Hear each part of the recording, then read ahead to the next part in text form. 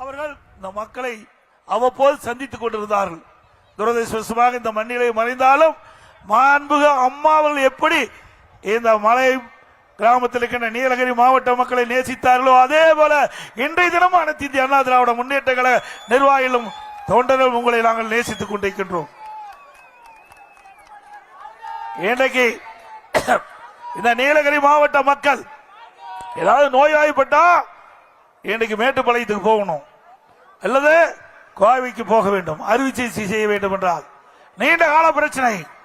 இந்த மலை கிராமத்தில் இருக்கின்ற மக்களுக்கு நல்ல சிறப்பான மருத்துவ சிகிச்சை கிடைக்க வேண்டும் என்ற அடிப்படையில் அனைத்து இந்திய அண்ணா திராவிட முன்னேற்ற கழக அரசு இருக்கின்ற பொழுது நான் முதலமைச்சர் இருந்த காலகட்டத்தில் அரசு மருத்துவக் கல்லூரி மருத்துவமனை கொண்டு வந்தேன். 400 கோடி அந்த திட்டத்தின் மூலமாக இன்றைக்கு மருத்துவக் கல்லூரி மருத்துவமனை கொண்டு வந்து இந்த பகுதி மக்களுக்கு ஏதாவது நோய் ஏற்பட்டால் அறுவை சிகிச்சை செய்ய வேண்டும் என்று சொன்னால் சிறப்பான அறுவை சிகிச்சை செய்யக்கூடிய அளவிற்கு தரமான சிகிச்சை கொடுக்கின்ற அளவிற்கு அற்புதமான மருத்துவமனை கொடுத்த அரசாங்கம் அதிமுக அரசாங்கம். நாங்க கொண்டாந்தோம்.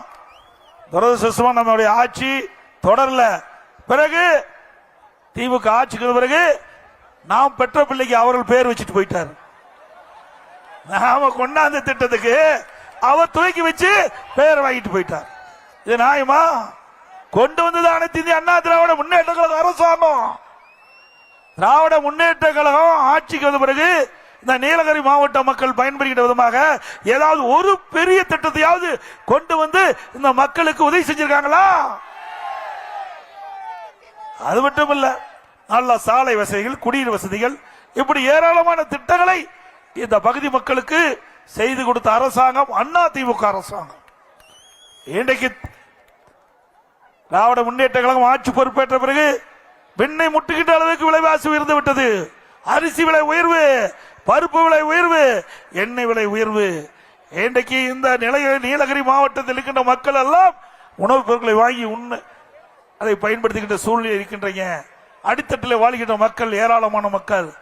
இன்றைக்கு தோட்ட தொழிலாளர்கள், இங்கே தேயிலை தோட்ட தொழிலாளர்கள் நிறைந்த மாவட்டம். இப்படிப்பட்ட மக்களுக்கு விலைவாசி உயர்வு ஒரு கடும் சோதனை. ஆனால் விடியா திமுக அரசு இந்த ஏழை மக்களை பற்றி கவலைப்படல, விலைவாசி உயர்வை பற்றி கவலைப்படல. இன்றைக்கு அரிசி விலை உயர்ந்தாலும் சரி, பருப்பு விலை உயர்ந்தாலும் சரி, எண்ணெய் விலை உயர்ந்தாலும் அதையெல்லாம் கவலைப்படாத ஒரே முதலமைச்சர் இந்த முதலமைச்சர் ஸ்டாலின்.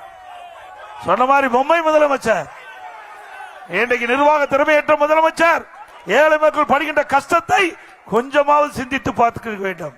ஆனால் இதே அனைத்து இந்திய அண்ணா திராவிட முன்னேற்ற கழக ஆட்சி இருக்கின்ற பொழுது, விலைவாசி உயர்கின்ற பொழுது, இந்த விலைவாசி கட்டுப்படுத்துவதற்காக இந்த விலைவாசி கட்டுப்பாட்டு நிதி என்ற ஒரு நிதியை 100 கோடி ஒதுக்கி எந்த உணவுப் பொருள் விலை ஏறுகிறதோ அந்த உணவுப் பொருள் எந்த மாநிலத்தில் குறைந்த விலைக்கு கிடைக்கிறதோ அங்கே போய் கூட்டுறவுத்துறையின் மூலமாக அந்த பொருளை கொள்முதல் செய்து தமிழ்நாட்டுக்கு கொண்டு வந்தது விற்பனை செய்து விலை ஏற்றத்தை தடுத்து நிறுத்திய அரசாங்கம் அதிமுக அரசாங்கம். முழுக்க முழுக்க மக்களுடைய சிந்தனை தான் அதிமுக பிரதிபலித்துக் கொண்டிருந்தது. எப்பொழுதெல்லாம் விலைவாசி உயர்கின்றதோ அப்பொழுதெல்லாம் இந்த விலைவாசி உயர்வை கட்டுப்படுத்தி ஏழை மக்களுக்கு எவ்வித சிரமம் இன்றி வாழ வைத்த அரசாங்கம் அதிமுக அரசாங்கம். இன்னைக்கு அப்படியா இருக்குதுங்களா? உண்மையை சொல்லுங்க.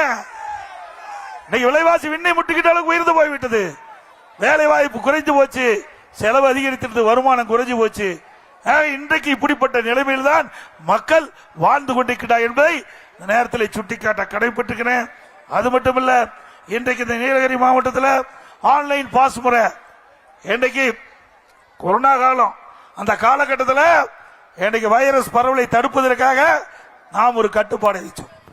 மீண்டும் திராவிட முன்னேற்ற கழக ஆட்சிக்கு வந்த பிறகு கொரோனாலாம் படிப்படியா குறைஞ்சாச்சு.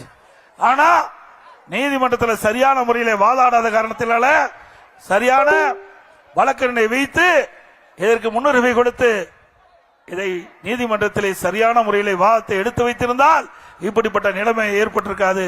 ஆனால் குறிப்பிட்ட அளவு வாகனம் தான் இன்றைக்கு ஊட்டிக்கு செல்ல வேண்டும் என்று ஒரு நிபந்தனையை இன்றைக்கு நீதிமன்றம் தீர்ப்பளிக்கப்பட்டு விட்டது.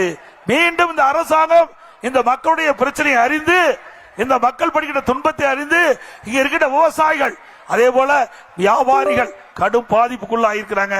இன்றைக்கு இந்த இருக்கிற வியாபாரிகள் எல்லாம் இன்றைக்கு அந்த சீசன்ல அவர்கள் பிழைப்பை நடத்தி கொண்டிருக்கின்றார்கள்.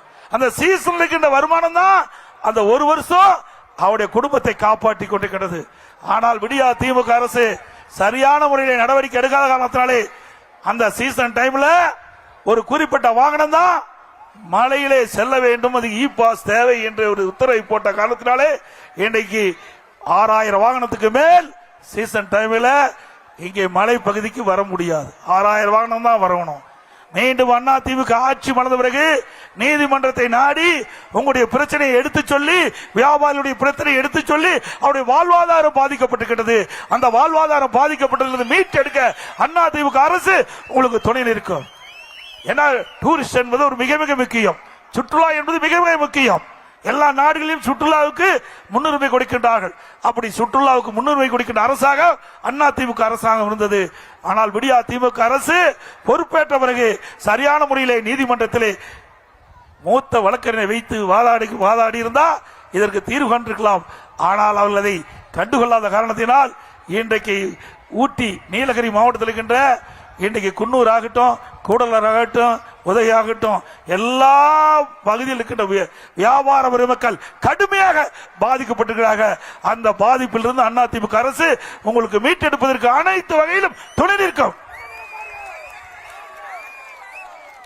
அதே போல ஈழுவாத்தியா இன்னைக்கு நான் முதலமைச்சர் இருந்த காலத்தில் இந்த பகுதி மக்கள் கோரிக்கை வச்சாங்க, எங்களுக்கு கேரளா தமிழ்நாடு எல்லையில தமிழகத்தில் வாழ்ந்து கொண்டிருக்கின்ற தமிழக மக்களுக்கு ஈழுவா தீயா ஜாதி சான்றிதழ் வழங்க வேண்டும் என்று.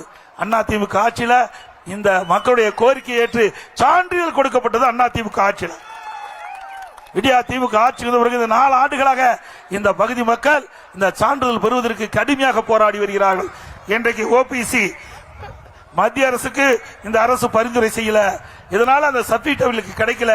மீண்டும் அண்ணா திமுக ஆட்சி வந்த பிறகு இந்த ஈழுவா தீயா ஜாதி சான்றிதழ் பெறுவதற்கு உங்களுக்கு தேவையான உதவிகளை அண்ணா திமுக அரசு செய்து கொடுக்கும்.